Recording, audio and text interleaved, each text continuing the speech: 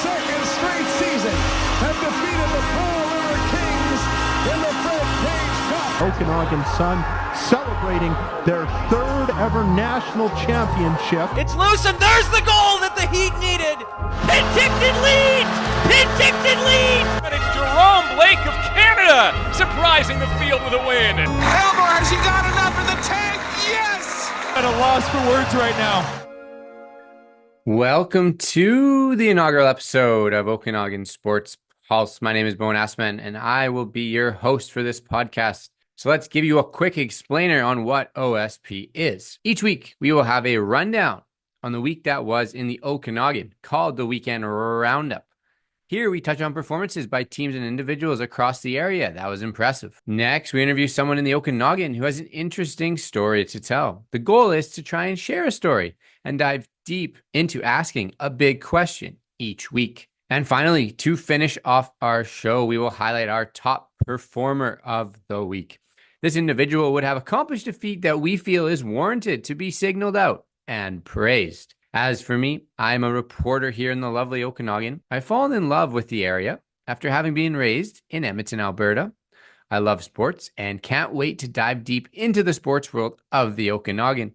If you have any feedback on me or the show or what guests you would want, please feel free to reach out to me. My information is in the show notes.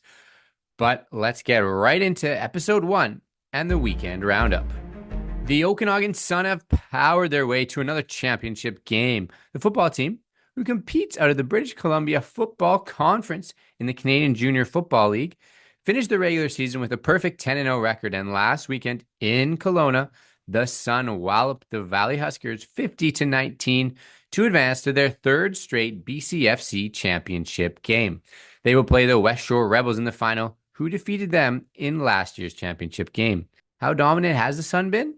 In 2022, the team went undefeated en route to not only the BC Championship, but they also won the Canadian Championship with a win over the Regina Thunder. And they're looking like they may be the team to beat again this year. In junior hockey action, the Vernon Vipers finally got a win this year after starting off the season with 6 straight L's.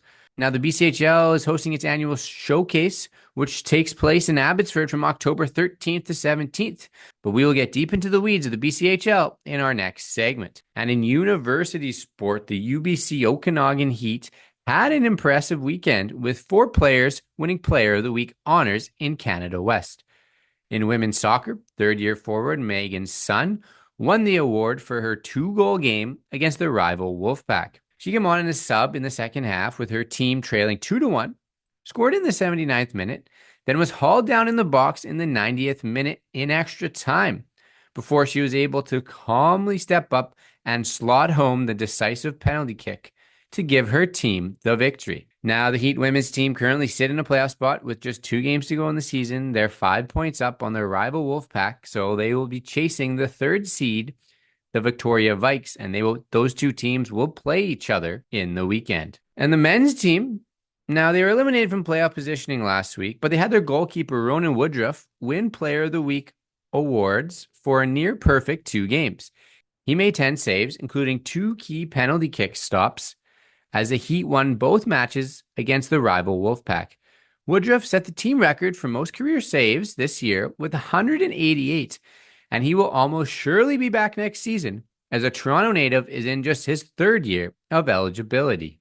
And in men's golf, the Heat won the Canada West Championships in the event hosted at Kelowna's Okanagan Golf Club. Gillis tied the league record for the lowest round ever and was the 3rd consecutive member of the Heat to win the individual gold medal after Justin Towell's back-to-back wins in 2022 and 2023. And finally, Heat cross-country star Lauren McNeil, running in her first event in 3 years, won the Stewart Cup race hosted in Calgary with a blistering time of 25 minutes and 53.3 seconds in the 8-kilometer race. Now, McNeil, she previously competed for the Heat in 2021, and she won the silver in youth sports that year. So she's back now, and she's surely going to be a force to be reckoned with as the Canada West Championships is coming up, set for Saturday, October 26th in Camrose, Alberta. Now is my time for my interview with the Penticton Western News' Logan Lockhart. Eli McKamey is the first ever player in the BCHL to be granted exceptional status. While the WHL has had 9 exceptional status players, the BCHL has never had one until 2024, when the juggernaut Penticton Vees signed the 15-year-old phenom out of Cowichan Bay. Penticton Western News' Logan Lockhart joins the podcast to discuss the signing of McKamey, the history of the Vees, and what the expectations are of him. And we are here today with the Penticton Western News reporter, Logan Lockhart. Logan, how's it going today? Pretty good. Thanks for having me. It sounds like an exciting show and a great idea, so happy to be here. Yeah, that's awesome. So we'll just dive right into it. Obviously, you're in Penticton, and the Penticton Vees, they are the pinnacle of BCHL hockey. I think that's a fair thing to say. So maybe just tell me a little bit about the BCHL and the Penticton Vees and kind of just what makes Penticton kind of the cornerstone of that organization or of that league. You know, the Vees have a special brand in Penticton for sure. They were the 1955 world champions, which is rare when we talk about, today we're talking about a junior A hockey team, but at one point they were just a senior men's hockey team within the Okanagan. And they actually won the Canadian championship that year to have the right to go to Germany and compete in the world championships and represent Canada. So the history really runs deep with the brand. And I encourage anyone who goes to Penticton at any time, check out some of the museums, check out some of the displays that they have about the Vees back then. It's worth checking out because it kind of really sets up what's to come years down the line and why the Vees have such a really special place in Okanagan and BC hockey. Of course, now the Vees are the junior A hockey team. So it's different in terms of that. And the name's changed many times. But as you know, there's been great NHLers to play in Penticton too. Yeah, and you obviously have a great arena there as well, the South Okanagan Event Center, which brings about, not just hockey, but concerts. And I feel like that's been a little bit of a drive for having people to come there. So maybe within the past 5-10 years, could you say that the Vees have become the #1 spot for players to play in the BCHL? I think so. There's been great players around the league. And also there's years where in the NHL draft, we can look at the list and you'll see teams like West Kelowna or Vernon or teams on the lower mainland that really were well represented. But Penticton for sure over the last 15 years under Fred Harbinson, who's the head coach, president, general manager, he's really led the team through well over the last 2 decades where they've had the success and they've recruited guys who you've seen, whether it's Tyson Yost, who's a first-round pick. You had the Nadeau brothers, who were big here for the last few years recently. I think it's kind of been the destination. And now with the new rule changes, we're seeing to see how it's proving to be that way too. Yeah, and into these rule changes, obviously big this year, we have an exceptional player.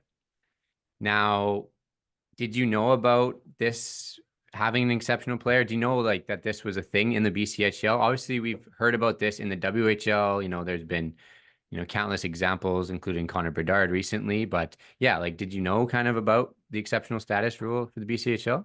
After the BCHL left Hockey Canada, so they're no longer under that umbrella, the Board of Governors voted, I believe it was in January earlier this year, to add that application process to the league. So it's open to anyone. And teams became aware of it last spring, and it was their right at that point to kind of scout and look at 15-year-olds, and at that time 14-year-olds, who they believed could be part of the league. So it is different. Only 9 players ever have had it, as you mentioned, in the CHL. Connor McDavid, Ekblad, Tavares. There's also been guys who haven't really amounted to a lot in the NHL. So it's not an automatic slam dunk if you're an exceptional status player, but there's been big names, 9 since 05-06 in the CHL. And now we have 1 in the BCHL right away. So do you think there's going to be more to come? Will it be more common? I don't know. I asked Fred Harbinson that. He said maybe, maybe not, but it's there. And if teams want to make use of it, they can. So tell me a little bit about the first ever BCHL exceptional status player. Yeah, Eli McKamey. He's 15. He's from Vancouver Island. And he played within the Canadian School Sport Hockey League on Vancouver Island for the last few years. And, you know, Harbinson says he's way mature beyond his age. The BCHL says it as well. That's why he was granted exceptional status. But he's a forward. He has been put right into the limelight of the Vees lineup right away in the early goings of the season. First line, special teams. And there's high hopes for him. He's currently listed as a top prospect ahead of the 2027 NHL draft. Who knows what a top prospect means at this point, so far away from that draft, but he is listed and he's on the radar.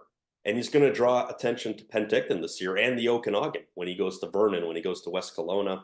Sam and Arm will be interesting too. There's going to be scouts, a lot of scouts, maybe more of a presence that you would see in recent years. Would you say that this was a gamble by the Vees to make this decision? It could be, you know, in a lot of ways, and he's 15 years old, right? So you're giving a roster spot to a 15-year-old instead of maybe an 18 or 19-year-old who's been in the BCHL.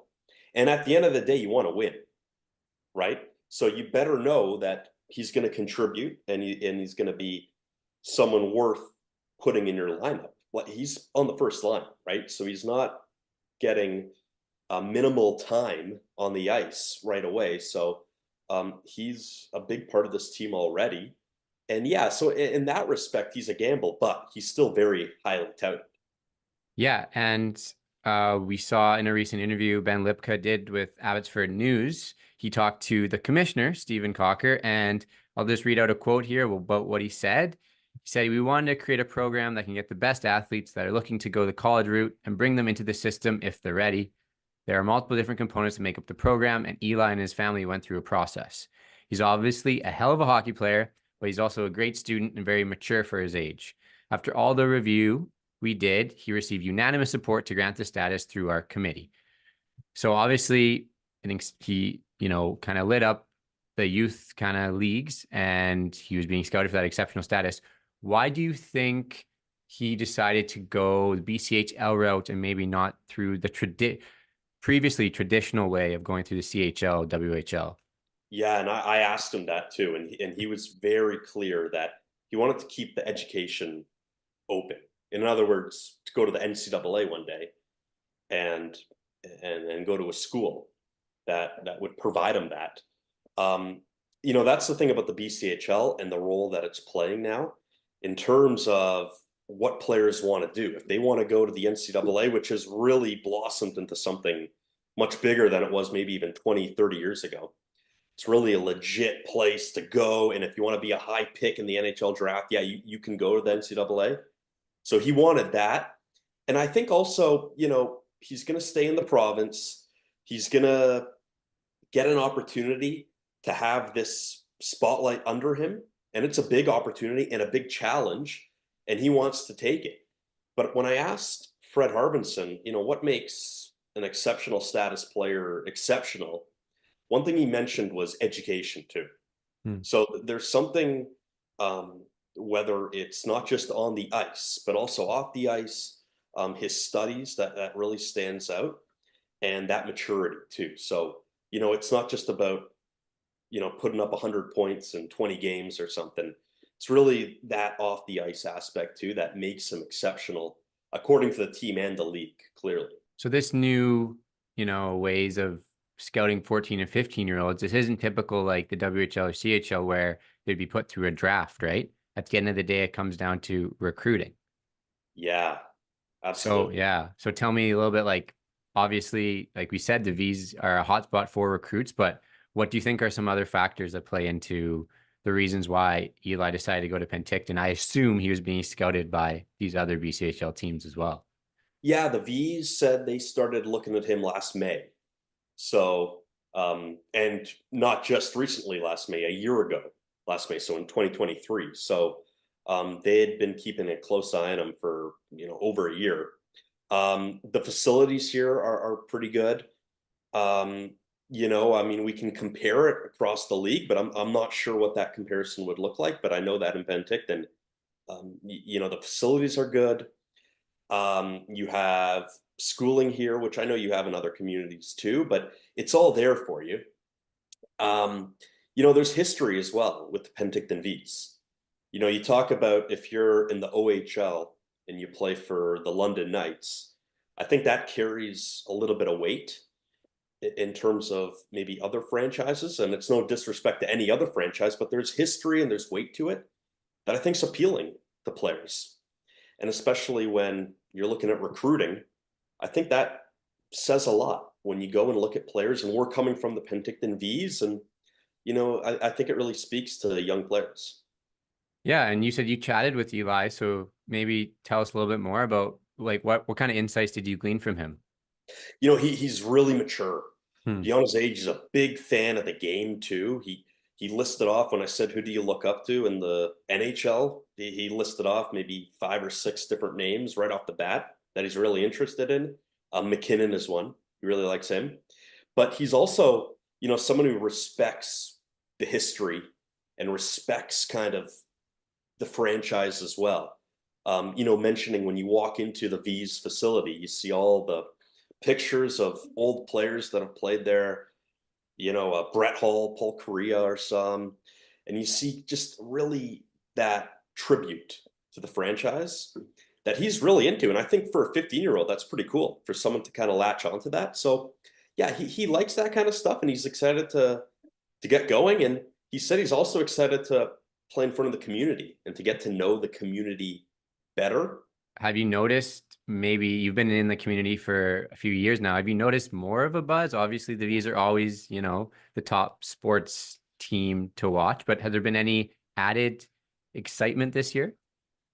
I think it's early to say in terms of this year's team.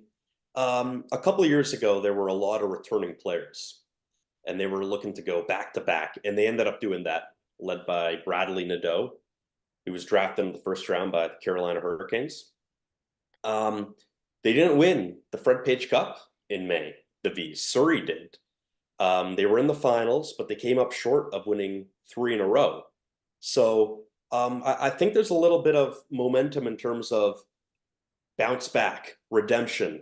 That was a tough series to lose, but now with Eli and with a lot of new players as well, that's where the excitement comes. There are returning players this year.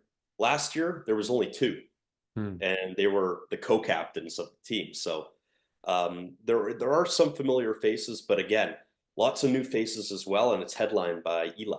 Yeah, and so what can we expect from him this year? You said he's on the first line, so he's going to get ample opportunity to contribute, but are we expecting kind of, top of the league in scoring, or is that kind of a little too far-fetched?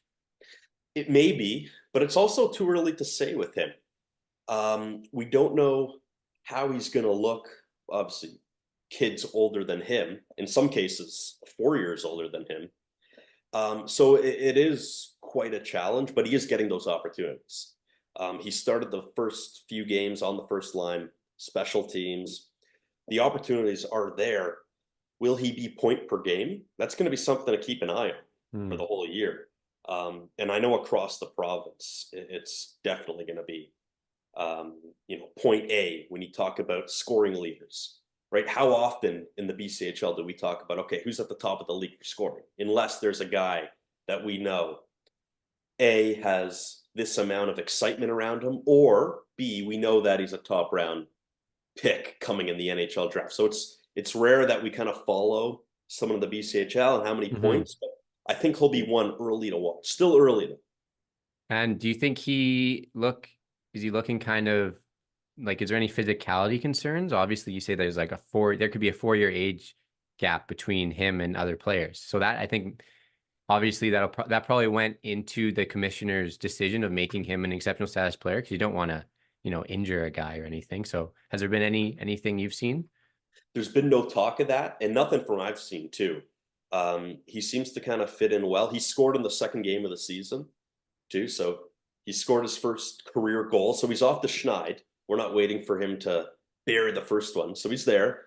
But no, I think Fred Harbinson, he's been around this league for more than 15 years, and I think it speaks, volumes if he's going to put a 15-year-old on the first line to start the season and have that amount of confidence. I really think it says something. So no, I don't think those concerns are there right now, but it's early days. Yeah, and do you think he would be targeted by other teams? I don't think so. It's a different league this year as well. Okay. Of course, with 5 Alberta teams coming in, it's really a new era. Fred Harbinson said that too when I spoke to him. He said it's really, a totally new league. It's like a fresh start here. I think there's going to be a lot of let's wait and see how this league looks. So we know what we get with the Lower Mainland teams, and we know what we get with Vancouver Island teams, but there's some top tier teams coming from Alberta, Brooks Bandits included. Finally, obviously, we're looking way ahead, 2027. Sounds like it's a long time away, but I think, a lot of hockey fans love to hear about these future top draft picks. So it's super early. I'm not going to pressure you into making a huge statement, but, future NHLer and, his kind of do you foresee, are there any talks about that? He will be a surefire top tier NHL player? There's no talks of that right now. Of course, that's the goal for him. And that's definitely going to be on his mind. But, it's difficult to say at this point. We do have a track record in the BCHL, though, of seeing players get taken real high. Kyle Turris is Exhibit A. That kind of opened a lot of people's eyes to the BCHL. That was really a monumental pick, not just for the Phoenix Coyotes at that time, but for the BCHL at that time. So the path is there. You play in the BCHL, you go to the NCAA. Who knows what's in between as well? There's also been players who have gone to the BCHL and have also gone to the WHL shortly after. Depends. Everyone's got their own path, but it's there for him. And there's going to be attention on him this year. So he's going to be in that mix for the next year or two. But as you know, the 9 players that have got an exceptional status in the CHL, some haven't been Connor McDavid, let's just say. A lot of hype. We can point and look at different names, but sometimes it just doesn't work out. I think he's in great shape to do it, though. And I think Penticton is really a good fit for him. Penticton's shown that, they support the players and they take those players on the next step to really achieve what they want to do. And also if you look at a pathway for him, signing somebody so young, he has more years to play in the V system, right? So is that kind of a goal too, of playing at least 2 years with the Vs, maybe 2-3, and then an NCAA and then a draft or something along those lines? Do you know if Fred kind of talked about a timeline for him? There's no timeline yet. But I can imagine that if he's playing 2 or 3 years in Penticton, full years, that would be quite something for the franchise. If you can have the first ever exceptional status player becoming 16, 17, and doing it in a V's uniform, a lot of eyeballs will be on the V's at that point. We'll see what Eli wants to do. I think that, he's also keeping a lot of options open right now by not just going into the WHL draft and choosing to go in the BCHL under that Junior A hockey spotlight. So I think the options are open for him, and I'm fascinated by it. And I think the BCHL is in a really cool spot right now. Its role is changing in junior hockey, and who knows what's next for the league with it no longer being under the umbrella of Hockey Canada. I think that with a historic franchise like the Vees, with the Vipers, with the Warriors, I think all these teams, there's a lot of interesting opportunities to come. Yeah, and I hope it'll raise, the specter of the league, maybe get some more fans out to these other markets that maybe don't have typical consistent fan bases. I know I'm excited to see him play in Vernon, play in Kelowna and things like that. So, yeah, like you said, I think it's going to be an interesting and kind of enlightening year in the BCHL and see how those, like you said, those Alberta teams mix and mash together. But before you go, a final thing. Obviously, you're a Vees fan. The Brooks Bandits are always been a top Alberta team. Are we going to get a battle of the two of them in the final this year? It would appear so. If we had a favorite to meet in that final round, yeah. I mean, for those who don't know, Brooks Bandits are, really the pinnacle, like Penticton in a lot of ways, with what we've just been discussing. But Alberta, it's been all about Brooks. Cale Makar played for the Brooks Bandits, just as a reference point to kind of give you an idea of who's suiting up for them. Yeah, that's a serious get for the BCHL as well, to have that level of history and winning coming into your league. You're not just getting 5 Alberta teams into the BCHL. One of them is the Brooks Bandits, and that adds a lot to the expansion too. Awesome.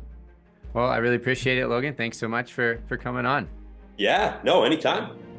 And finally, it is time for the top performer of the week. Now, the top performer of the week goes to none other than Vernon's own Shonda Hill. On Friday, October 11th, Hill became the first woman ever to complete the triple-decker continuous triathlon in Lockhart, Italy. Now, what is a triple-decker? Well, are you ready for this?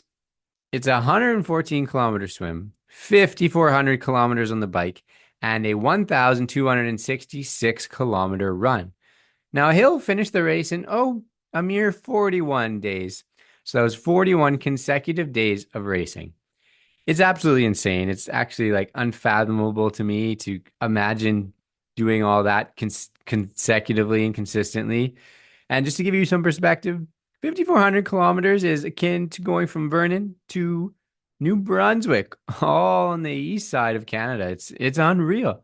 We hope to have her on the podcast in the future to dive deeper into how the heck she finds the courage to do such insane races, as she has already accomplished so much in the ultra world.